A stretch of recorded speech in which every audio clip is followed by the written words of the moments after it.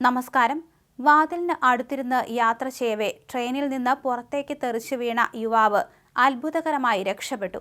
Ernakulam Vadakara train യാത്രയ്ക്കിടെ ചോമ്പാല സ്വദേശി കിഴക്കേ പുതിയമ്പറമ്പത്ത് വിനായകാണ് ചെറിയ പരിക്കുകളോടെ ജീവിതത്തിലേക്ക് തിരികെ കയറിയത്. ഇന്റർസിറ്റി എക്സ്പ്രസിൽ വാതിലിന് അടുത്തിരുന്നായിരുന്നു യുവാവിന്റെ യാത്ര. ഇടയ്ക്ക് ഉറങ്ങിപ്പോയി.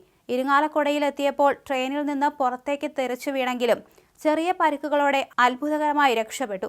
ജനുവരി 1-നായിരുന്നു സംഭവം. എറണാകുളത്ത് സുഹൃത്തുക്കളോടൊപ്പം ന്യൂ ഇയർ ആഘോഷം കഴിഞ്ഞ് തിരിച്ചു വരുമ്പോഴാണ് അപകടമുണ്ടായത്. ഇന്റർസിറ്റി എക്സ്പ്രസിൽ വലിയ തിരക്കായിരുന്നു. ഡോറിനടുത്തിരുന്ന് യാത്ര ചെയ്യവേ ഉറങ്ങിപ്പോയത് കാരണം വിനായക് പുറത്തേക്ക് തെറിച്ചു വീഴുകയായിരുന്നു. ഒന്നും തിരിച്ചറിയാൻ കഴിയാതെ കണ്ണു തുറന്നു നോക്കുമ്പോൾ ട്രെയിൻ കുതിച്ചു പായുന്നത് കണ്ടു.